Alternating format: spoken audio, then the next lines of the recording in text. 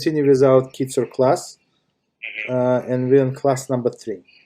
Yes. Okay, and we start with Chofetz Chaim lesson a day, and we're on a page 22 on this, right?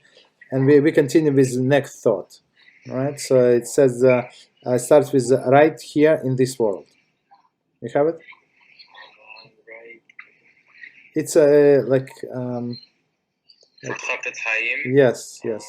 So Right no. here in this world and everyday life. I got you. Exactly. Okay. Right here in this world and everyday life, the reward of Shmiras Halashon shine brightly enough for anyone to see. When King David wrote, "Who is the man who desires life?" he was speaking of the beauty and peace Shmiras Halashon imprints upon the life in this world. So we're going to use this line very often, and this is from the Hilim number 34. So we say it on Shabbos morning, 34. Well, whenever you have chance, just check this. So it says, who is required, who wants to long life, has to guard his tongue. That's what David Hamelech says. Yeah. Okay. So it's already reward in this world, right? Not in the next world. The next world for guaranteed, but even in this world, you derive some benefits. To understand why the Torah focuses so intently on speech, one need only to take only a cursory look at how the words act upon the world. One person can enter the room, speak a few angry words, and quickly set everyone around him at edge. A few careless words between the friends can be all that is needed to forever alter the tenor of their relationship. So, and it's true, like so somebody, you're having a good time, and somebody comes into the room, and he makes this, or she makes this stupid comment, like very angry, and everybody, like, especially if it's a host of the house, right? So, you don't know what to do. Should I run? Should I say somebody is calling me, or I don't know what to do, right? Right. Okay, or some carols, like friends for many years, and then one said whatever he said, and it was very insensitive and stuff like that. So, of course. Yeah, there's tension in like a house or anywhere, yes. Like right away. Yeah, and one sentence is enough. So they were friends for 20 years, and because of the one stupid comment, so now they cannot stand each other. One derogatory word, right, which labels another person as slow, sloppy, or spoiled, can make the perception true in the minds of all who hear it. So basically, so what it says here, it's very interesting. So somebody just labeled, or he said as a joke, this guy is so sloppy. So even though these people do not know him as a sloppy person, right? But in their mind is a subconscious, they're going to store this information. And when the time comes, it could be a week later or 1 month later. So I see some like background noise. What is it? Yeah, it's the water. So I'm at my grandma's during this week. Okay, no. There's a washing machine. It's the only place I can sit. Okay, no, that's good. No worries. No worries. Okay, no problem. Worries. Okay, so it says label when sloppy. So somebody said when sloppy, so it stores in the subconscious, as I said, and then it's going to pop up in that person's mind. Somebody who just heard it. Or well, who? I don't know if you ever noticed it, but I while you're talking to me, mm-hmm. Like I'm starting to remember like times when like maybe about like my secular days, like when I've even thought of stuff, like so I come into work and like I see something that I don't like about this person, like my coworker, let's say. Yes. And just me thinking about it, like I just feel like it set the whole energy off. Like if I was thinking like Lashon Hara about it, like Yes. So it's just interesting how like speaking it it's probably even much more. It's much if you're more. just thinking about it, it's Yeah. probably internal damage. If Yes. you're saying it, it's already like external. Yes. I think, right? Exactly. Exactly. Yes. Okay. Continue. All the words can affect miracles. Words of encouragement can dispel despair. And I know, like, there are a few people that I respect very much, and I respect their whatever they say. And if I hear compliment from them, it's like I'm in heaven, seventh heaven. Yes. You understand? So, and what he said, only one sentence. He said only one sentence, and it means so much to me. Even for someone in a terrible, difficult situation, okay, can dispel despair, even in someone in a very terrible difficult situation. Words can have the power to take what is ordinary and make it holy. That's also big difference, right? So by you saying something, like it made it holy. For example, they turn a glass of wine into kiddush. So basically, it was a regular wine, Right. and you say the blessing, you say the text of the kiddush, and became the holiest of the holiest, the wine of the kiddush. The wine itself. The wine itself. Right. The loaf of bread into the offering. Offering meaning on the altar. A man or a woman into a couple. So how people get married? By some words. Right? This officiating rabbi say some words and they get married. That's it. You understand? This ring is only one of the things that needed. But even without ring, they can get married. Right. If he gives her, for example, any valuable, and she said, and he said, with this bubble gum, are you going to marry me, or this piece of candy? And she said, absolutely. So you don't need the ring. Okay. So, like with words or certain actions, you can make something like holy. Yes. Just as you from nobody. So it was two separate people, single him and single her, and now after saying these words, they become a family, Jewish family. Right. It cannot get more holier than that. Yeah, Jewish family. Right. So a man and woman into a couple, united through the sanctity of the Jewish marriage. But more than anything, words are the sole medium through which the Jew fulfills the purpose for which he was created, to communicate HaShem greatness in the presence in this world. So it's one of the things that why the Jews were created in this world, is to communicate, as I say, HaShem greatness. And how you can communicate? Only through the words. So all of the prayers, all of the psalms, all of the praises going through the words. Okay, so we can stop here. So we finish this idea and continue. It's like smaller ideas, but we're going to cover all of them Mizrat HaShem. I'm looking forward to getting that book. So okay, yeah. A lesson a day. So yes, if it tells you like how to navigate your language, yes, exactly. Okay. And does it teach you how to navigate like when people say anything? Like all of it's going to be many like practical situations. Okay. Exactly, like with a co-worker working, you can say what you cannot say between spouses. Can you tell Lashon Hara to a spouse, or if it's about your child, right? To his mother, is it allowed to say or not, right?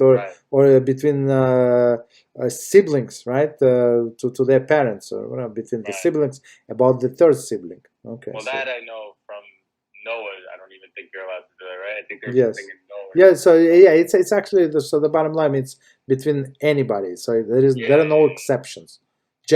Just because he's 5 years old, so you cannot tell Lashon Hara about him. Absolutely. Okay. So we continue with the laws of the early morning, right? And we're in Siman 1 and C4. So page 8. Right. Okay. So it says, therefore. So we said that. What we left off. So he has to be swift as a deer, brave and strong as a lion, right? To get up and do the will of HaShem. Okay. So number 4, therefore a person must strengthen himself like a lion, and immediately upon awakening from his sleep, and having said Modeo Ani, so it's the first prayer that we say, he should arise with alacrity. Alacrity means like enthusiasm, right? For the service of HaShem, may he be blessed and exalted. Before the evil inclination overcomes him, with arguments and excuses to convince him not to arise. So it's basically who is going to be first. Yetzer Tov, meaning the good inclination, or Yetzer Hara, the evil inclination. For example, the evil inclination will approach him by with cunning to convince him to remain in bed in the winter and say, like here, this this snowstorm, right? When it's like a few days last week, right? We had snowstorm. So on that morning, we didn't have a minyan. Even though it was not that bad, but many people they did not come. Whatever many, we missed 3. That's what counted. So unfortunately, right? So it says it's winter and says, how can you rise so early in the morning? So when it's so cold and still the cold is still so great. So it's very cold and it's a lot of snow and maybe it is slippery. So I was walking on a road. The road, almost no cars. Of course, nobody shoveled, but you can walk on a road. There is always think if you want to do it, you're going to do it, right? But Yetzer Hara, like whatever he said, he's not lying. We have to understand he's not lying. He gives all of the logical excuses. Mm-hmm. Well, that's what I felt him a lot on Sukkos, like because that was like right when I became religious. And I was staying at my grandma's, and I spoke to Rabbi Ron, and he was like, you don't need to get a sukkah, but you should try to eat under one, because you can go out to eat. Yes, yes. So I was planning to stay at my grandma's, and I was like, it was like I could have gotten a sukkah, but my Yetzer, I was saying, no, you don't need to, you don't need to. It's not a big deal. So I took a nap and I woke up and I just had this very bad feeling like I need to get a sukkah. Like if I don't get this now, I'm gonna regret it. So I went to go get it and I beat my Yetzer Hara, but So you got it? You got the sukkah? Yeah, I got a 1-person sukkah with 2 hours left. Exactly. Wow. It was on Shabbos sukkahs this year. So it was Friday and I took a nap at 12 and I woke up at 2:30 and I was like, I gotta get a sukkah. So I ran out and they were all sold out. And I went online. Everything was closed. They're closing. I found one that's closing in 15 minutes. I called them. Nobody picked up. So I'm like, I was told that if you're chasing a mitzvah, Hashem's gonna make it happen. Yes. All of a sudden, I get a text message. I don't know from who. Some random number call me here or text me here. And I'm like, who is this? So I respond, I'm like, who is this? They're like, this is a sukkah. And I'm like, what? I was like, where did you get my number from? So I was like, yeah, I need one. And he's like, yeah, meet me here. And I ended up getting one. And then I was stuck in traffic. Then I felt like the Yetzer Hara purposely, yeah, of course, tried to ruin my mood, of course, because I was so happy when I got the sukkah, Wow, unbelievable story. Yeah. But where did you put your sukkahs? So I went. I didn't stay at my grandma's. I went back to my place in Staten Island. So I live on the first floor. My apartment's in the side of a house. But my house is not in the basement. It's first floor, with the ground. So I put it right outside my door. So as soon as I open my door, I just walk inside the sukkah. And it's not under any canopy, right? No balcony. No balcony. And no trees. No tree branches. No trees. Okay, beautiful. Okay, all right. Yeah, no tree branches. Okay, so we're going to learn about it also. Mizrachi HaShem. Yeah. Very good. Wow, very proud of you. Unbelievable. Yeah, unbelievable. Okay. And during the summer, so and plus just heading to this winter excuse, it's very dark outside. Yeah, very dark. You don't want to do anything. Yeah. And during the summer, it will attempt to convince him by telling him How can you arise from your bed when you have not yet had your full sleep? Right, 14. So commentary. During the summer months, when the sun rises early, a person may feel that he has not yet slept enough at the time of by the time the morning arrives. Right. So of course in the winter people usually go sleep earlier, or with other similar arguments. For the Yetzer, even Inclination, knows very well how to ensnare people and ensnare people in traps from which they cannot break free. So basically, so if you try to lay in bed for extra whatever minutes, he's going to find excuse why not, guaranteed. So as soon as you said Madani, get up, right, run. Yeah. Therefore, a conscious Jew who fears and trembles to obey the words of HaShem must overpower his evil inclination and do not listen to it. So I'm doing it no matter what. No, I'm doing it. No, I'm going. I have to be there first. In the synagogue, I got to be first. Maybe second, after the guy who opens the show. And even if arising in the morning would actually be difficult due to the sluggishness or the laziness, he should set as his objective the fulfillment of the will of the King of the Kings, the Holy One, blessed be He. Right? So very interesting. So commentary say, rather than deceptive tactics of the Lashon Hara. So he knows himself. But he said, that's what HaShem wants, that's what I'm going to do. That's it. No excuses. Okay, so basically, like I always have this example from Rabbi Mizrachi. So he said, if you would meet a very important official or you have a job interview, so everybody jumps. Everybody jumps. Like one person, I was talking with one person last week, and he said, no, Lev, you don't understand. I'm so not organized, and I miss this, and I am not so sloppy. And I told him, I know in you, it is true unless you go to the job interview. So you would arrive 45 minutes earlier, and you would have your briefcase, and in that you would have a separate, like extra short, and make extra tie, and you're not going to forget, and you're going to shower 7 times and put perfume, put whatever you need to put. The other hand, right? You're not going to forget. Why? The only answer why is because you think that it is important. So if you set your priorities straight, what is important, you're never going to miss anything. Because this is important, all others can wait. Or even if it's not going to happen, also good. I had a thought today because I had, like, while I was at work, like, getting ready to leave, and I was thinking about, like, Marv, because Marv, when I stay at my grandma's, I don't get to go to a minyan. But, like, sometimes I'll go to a minyan factor if I have time, but usually I'll do it alone, like, if I can't make it to a minyan. And, like, the hardest part is doing it alone, because you're used to doing it in, like, minions, you know, and things like that. But alone, it's like, by the time I'm ready to do Marv, like, it's late. And I was thinking, what am I going to do to, like, not feel like, you know?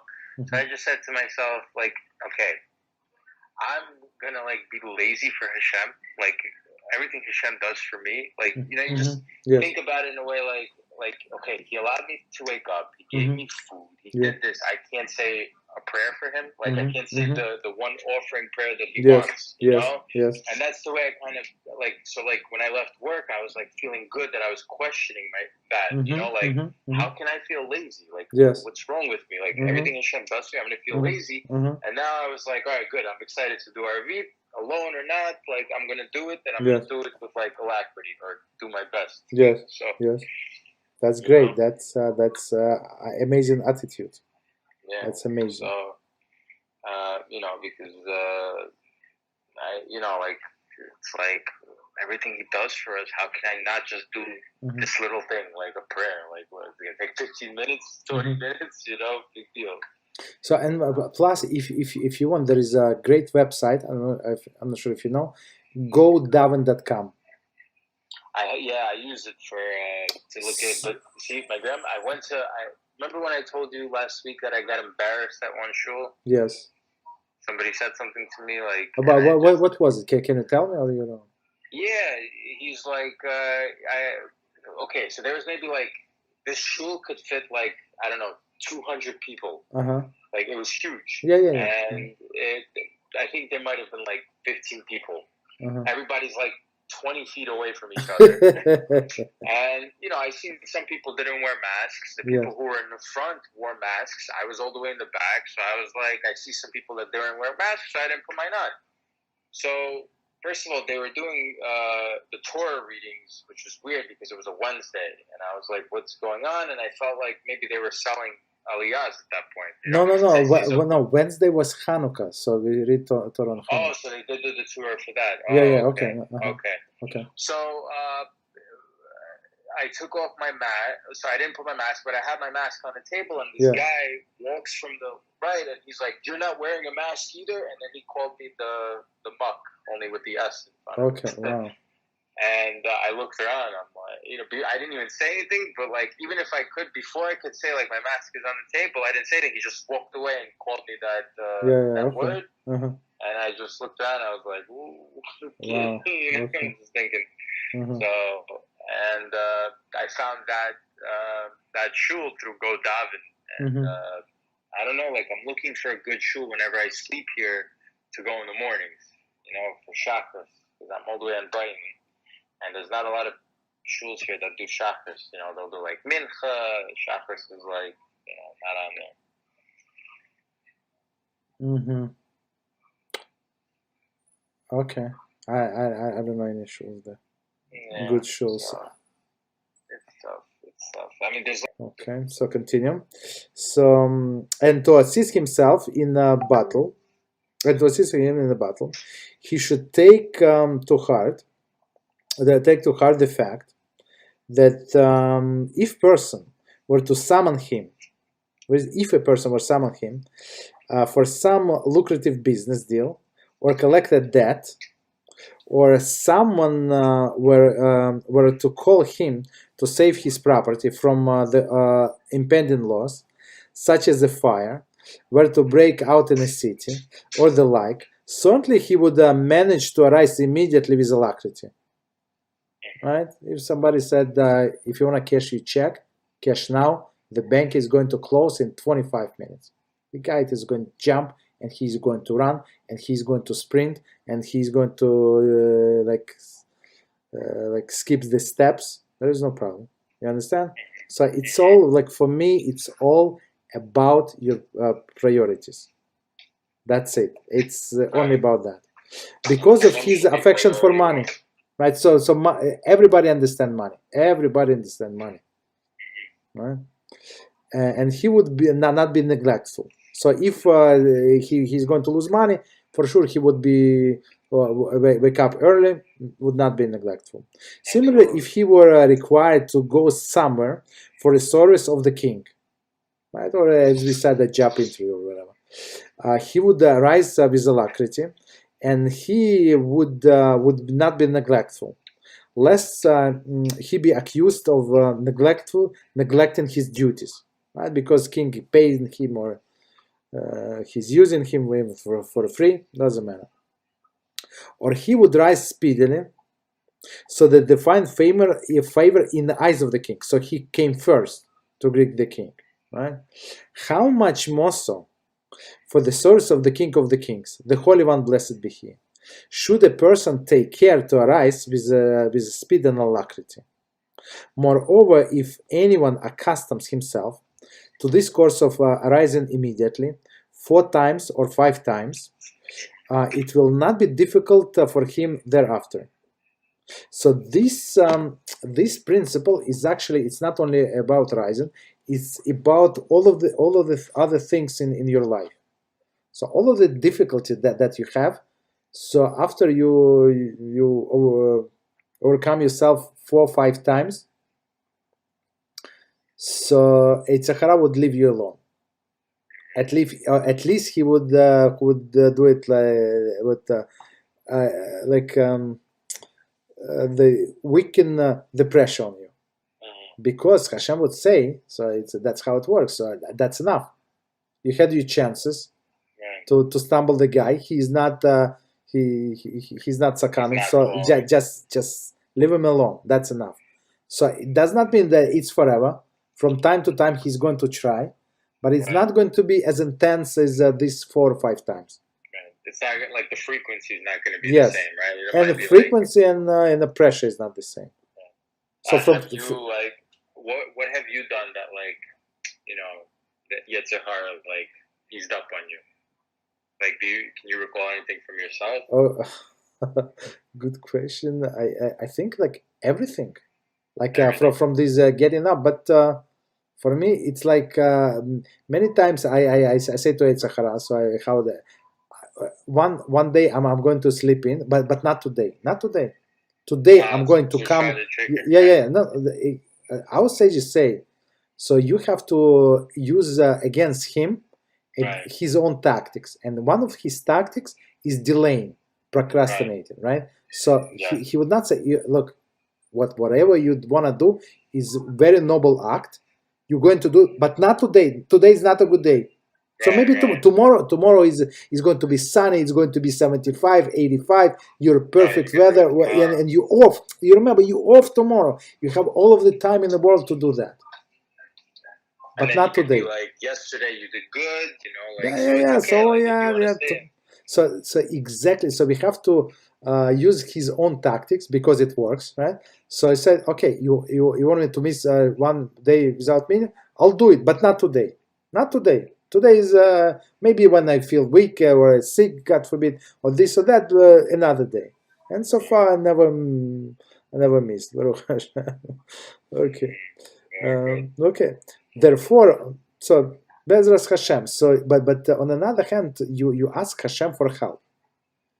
You're trying to work against your evil inclination, but you constantly ask Hashem for help. With everything, with the smallest details,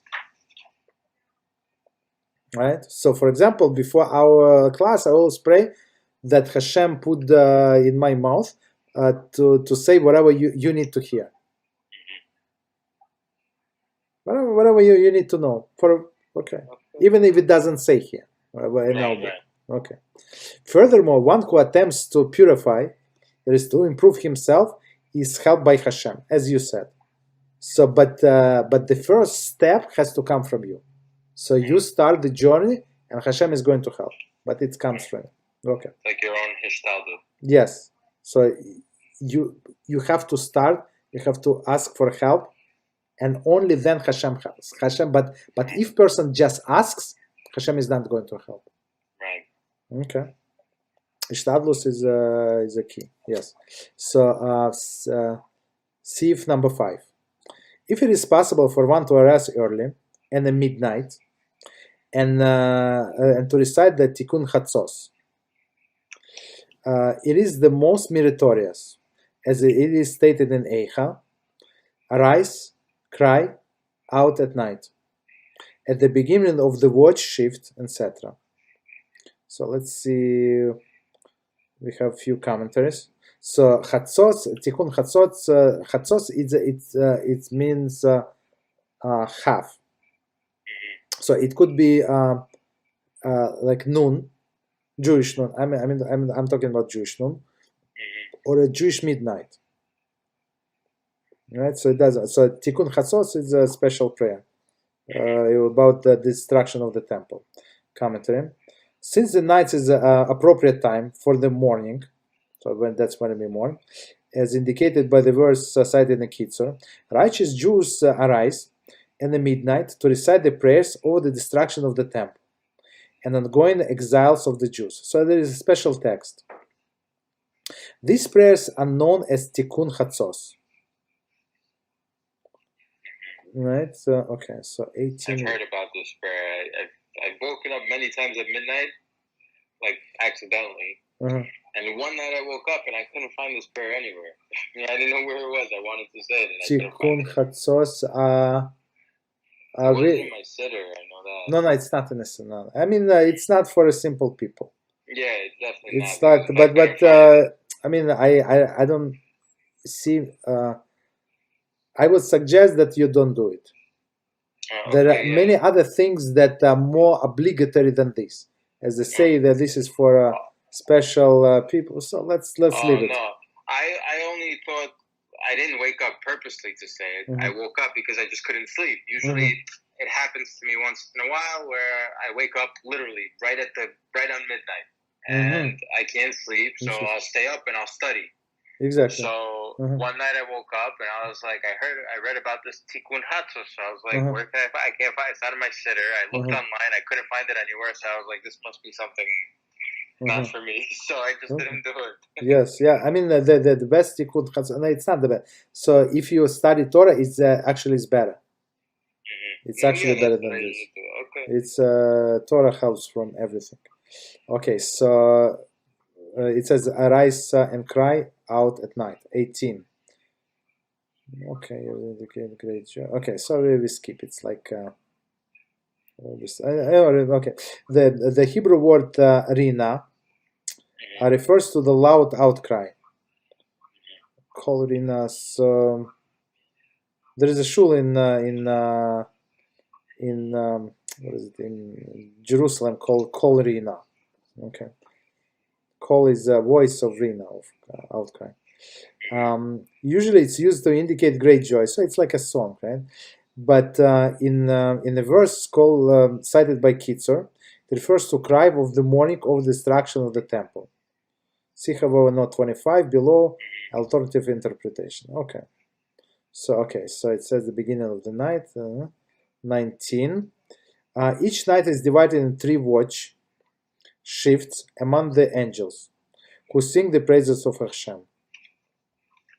So it's like first it's literally, right? So the Jewish day is divided in 2 parts, day and night.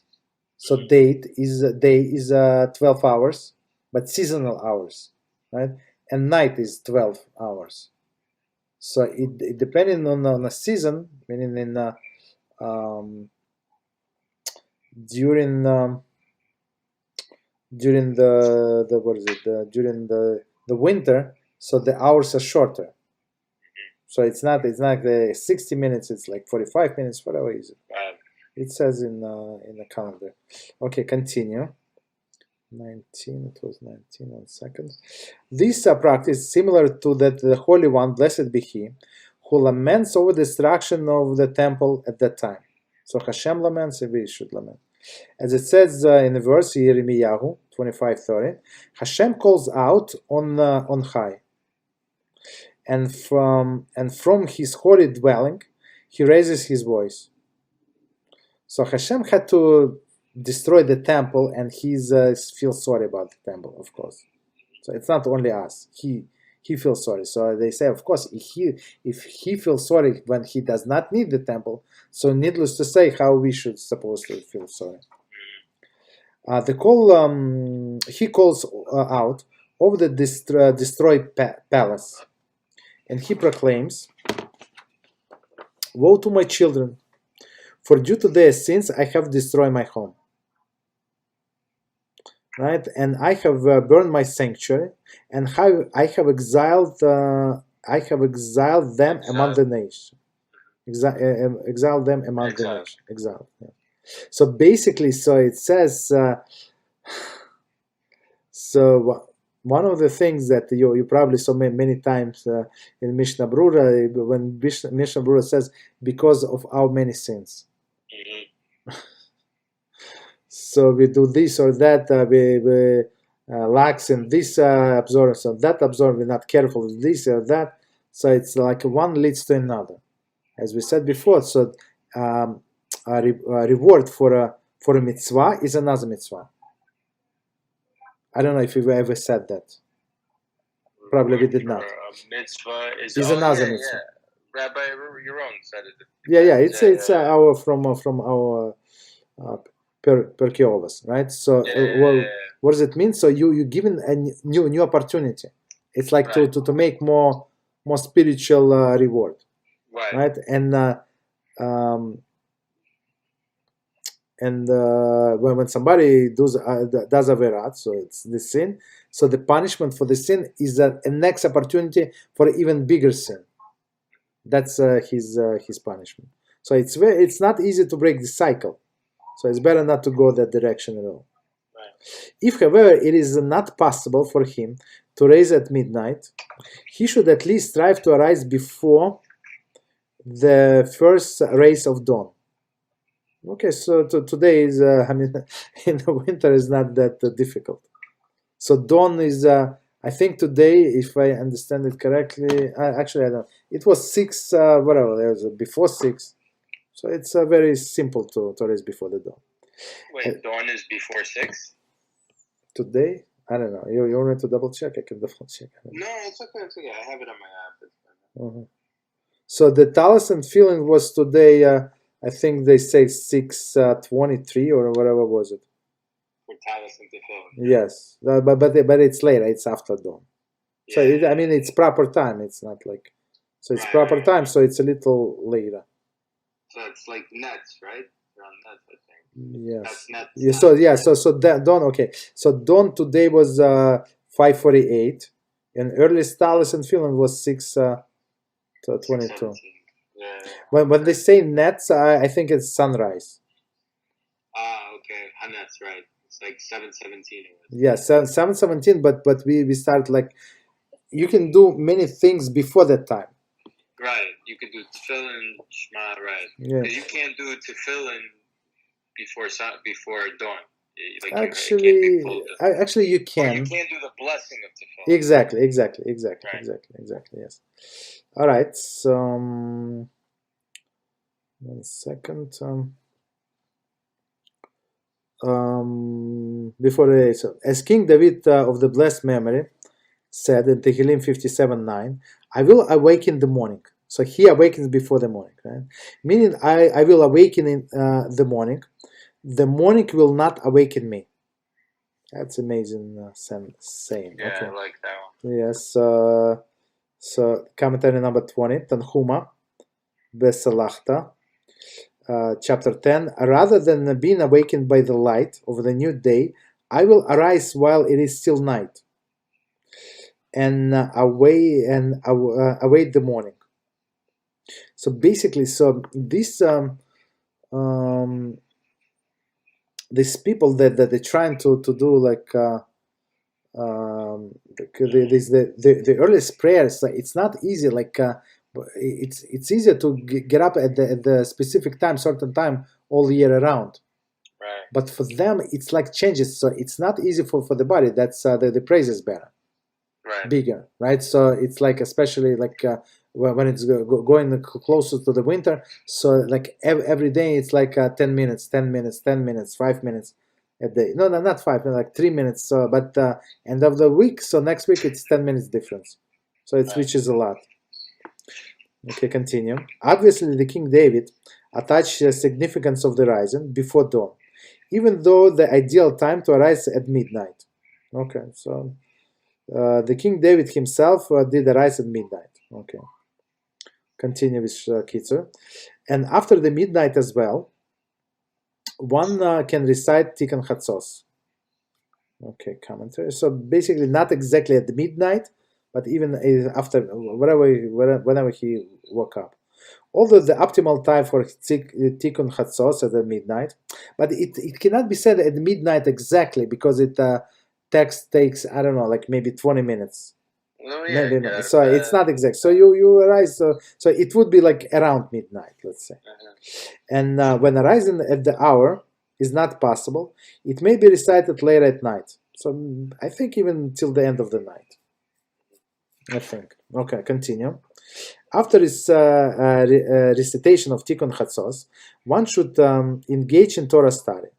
It's the study of Torah, exactly as you do, right? Each individual according to his ability, with the session of the Mishnah taking precedence over the studies. And through this study of the Mishnah, one can merit fulfillment of the soul. For the Hebrew letters of the words Mishnah is the same of neshama, the Hebrew word for soul. So basically, why Why saying Mishnah? So there is a tradition that we have not to learn written Torah at night, right?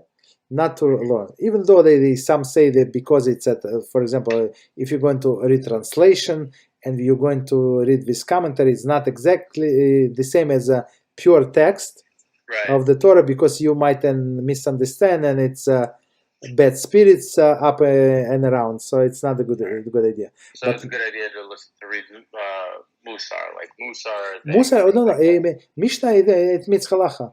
That's yeah. So everything except written Torah, but they say even if you read it with commentary, with Rashi, with the art scroll, some say there is no problem. Okay. If one is not capable of studying Mishnah, so Mishnah he should study Psalms and Mandos. Okay, so why the Mishnah? So one of my classes today was a Mishnah. So I'm not sure why saying Mishnah. It's like if you learn it without commentary, even if it's translated in English and any other language, it's not so easy. Like it's like a cryptic text. Like basically you understand every word, but you have no idea what it says. That's what Mishnah is. In most of the cases. In some cases you can figure, but most of the cases, what I learned without commentary, but even in translation they put some meaning, right? So you can figure it's not easy. So okay, so he should recite Psalms. So Psalms is as you know, it's an easier text. Of course you would not understand what it says because Psalms are very, very deep, but at least some like basic idea you can get. Yeah. Okay. I have Psalms with like Rashi commentary that I read. I got for Rosh Hashanah at one point just to read them. Yes, it's amazing. That's amazing. Rashi is amazing. Yeah. Yes. So all right. So okay. Continue. Commentary number 22. When the temple stood and the sacrifices were offered, it would be fitting for the owner of the to be present, and the time of his sacrificial sacrifice was offered. This applies to the communal offering as well. Of course, however, it would be impossible for all Jews to join owners of the communal offerings, to be in a daily attendance in the temple. Therefore, the prophets instituted ma'amados under this system. So basically, every person has to be present when they bring the sacrifices. Right? If it's your sacrifice, for sure you have to be there. But even if communal sacrifices, this communal sacrifice is sacrifice for you also. So in some sense, you also have to be present, right? And all of the people have to be present. So basically, when exactly they expect us to work, so that's why these prophets say. So we're going to nominate people from each community, like representatives. Right, and some representative would go to the temple, so from all of the areas of Israel, and some representatives, like the second half, would stay in a shul and say the appropriate things, because they know what time they're going to bring the sacrifice, and then they would switch. So it's like a rotation system. It's very interesting. So let's see what they say. Under this system, the nation was divided into 24 groups. So it's not only nations, but also it started from Kohanim. So David, even though the temple was not built in his time, he divided the Kohanim in 24 groups. Okay, and the representative from each group were present in all communal offerings on a rotational basis.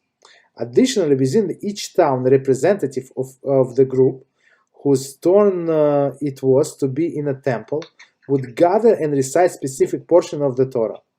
Sitan is exactly as we say explained, right? So some of them would be there, but of course not too many people, and more would be in a local shul. So basically, in a local shul, they need to be there only for during the sacrifices in the temple.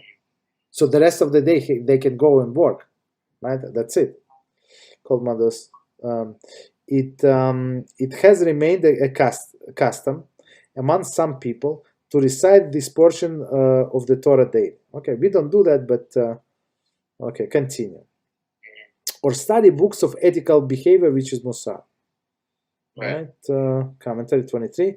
Regarding reciting Karbonos at this time, see appendix, okay, for editorial glosses. Continue. A lesser amount of prayer or study recited with concentration is preferred over the greater amount said without concentration. So some people, they start praying or they start reading, it's like a bullet machine. That's not what HaShem wants. Right? It's better less with concentration than more without concentration. And especially in, I would say, during the study, for example, for some prayers, it says clearly that even if you do not understand prayers, for example, you don't know Hebrew, but you can read Hebrew, so you can read, and it's going to be counted as you prayed. Even if I read it in Hebrew and I don't understand, yes, but I say it with concentration. Even without concentration, yeah, it's hard to have concentration if you do not understand what you're saying. Yeah. So wait, if I say it in Hebrew, it counts as a prayer, even though I don't have concentration. Yes, and you have no idea what you said. So it's better to say it in Hebrew than it is in English. No, it's not. It's not. So okay. But like the Amidah. Somebody told me at the Amidah. This was literally in Shul on Saturday. Yes. We had like a little study session before we finished out, like before we did the Torah reading. Yes. So they said that the Amidah, this is what he told me, that the Amidah, when you say it in English, your prayers don't reach the heavens because they linger there. That's what I was told. If you say regular prayers, if you talk in English and you pray to HaShem, He hears them. Yes. But the prayers of the Amidah needs to be said in Hebrew in order to reach the heavens. Okay. All right. So I don't know if that's true. No, it's not true. It's not true. Okay. So I didn't believe it. So, but you can always ask this person. So when somebody tells you some things and it sounds ridiculous to you, so you can always ask for a source. For a source. Right? Yes. How do you know? So and you can, and for you can easily check, or if you have that value in Mishnah Brura. We actually, I don't want to jump, but we're going to see it in Kitzur Shulchan Aruch. You're going to see with your own eyes. Okay. So there are only few things that are required to say in Hebrew. Few things that you cannot say in English or any other language. And Amidah is not one of them. Okay. Okay. The Shema is, right? Is the Shema? So Shema, they say very, very preferable. If you're going to say one thing, like from optional, it's the more preferable that you say it in the first line. Shema Yisrael, HaShem Elokeinu, HaShem Echad. Only this line. The rest you can say in any language you want. Okay. Any language you want. But some things it says, for example, and you have to say these words. And she's going to say these words. For example, when, quick example, right, that when a person dies and he did not have children, and now he has a brother, so his brother is required to marry his late father's wife, and she does not want to marry him, and to today's the law, they do not marry. So there is a procedure, and she has to say these words in Hebrew because it's Torah said so. You understand? And some other things when they bring things to the temple, okay, exactly the same text. Otherwise, so basically, my suggestion: do not listen to that person ever, whatever he said. Okay. Rav Hia taught, whoever engages in Torah study at night merits the divine presence. So whatever you learn at night, it's not for free, right? You merit the divine presence. What does it mean? Commentary. Here's the Kitzur encourages study of Torah at night, even when it is not preceded by Tikkun Chatzos. Exactly. So just studying. Even if one is unable to rise and recite Tikkun Chatzos, one should attempt to rise early enough to study some Torah while it's still night. Okay. Well, it's still night. Okay. So continue. So basically, it's very, very important to learn at night if you can. So for example, now it's night, so we learn at night. So you don't have to go to bed to learn at night. Right? Okay, continue.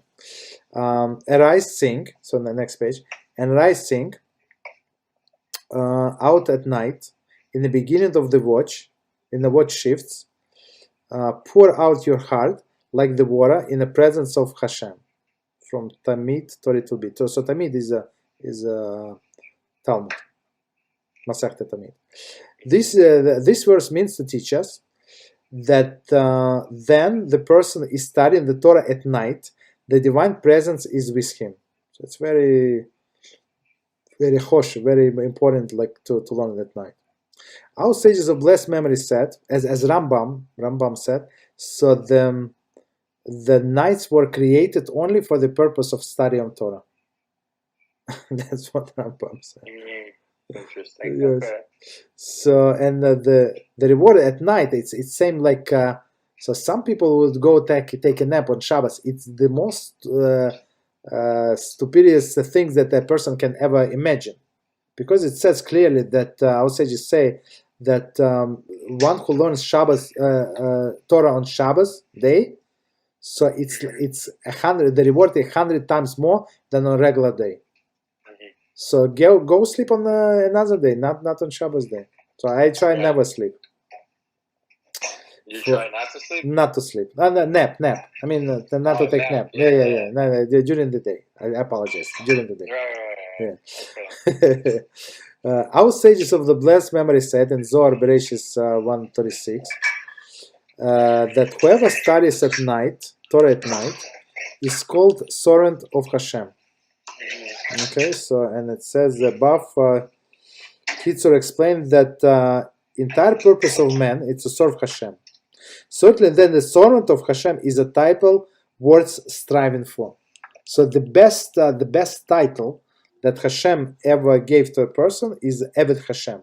So Eved HaShem is not it was given to Moshe Rabbeinu, and it's not servant, but Eved is actually a slave. Exactly, slave. But it's not politically correct to say slave, and people misunderstand, and they say in the slave maybe it's very derogatory, but to be a slave of Hashem is the biggest title that a Jew can have. As King David stated in Tehillim 134:1, all the servants of Hashem who stand in the house of Hashem during the night, 27. So it says here, standing in the house of Hashem implies the base medrash. So base is study hall.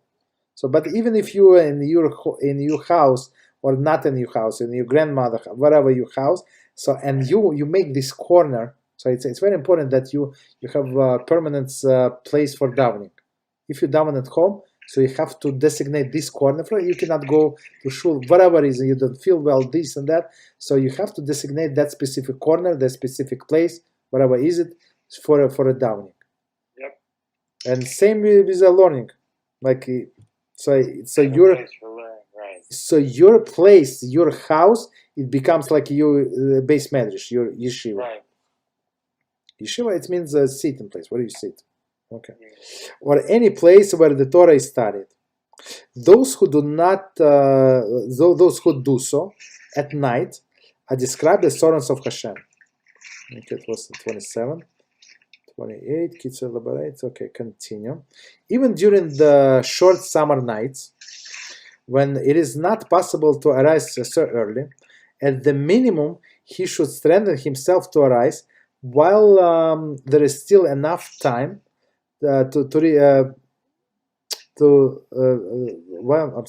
while there is still be enough time to ready himself and go to the synagogue and pray with the congregation. So at least, for example, many years, what is many years?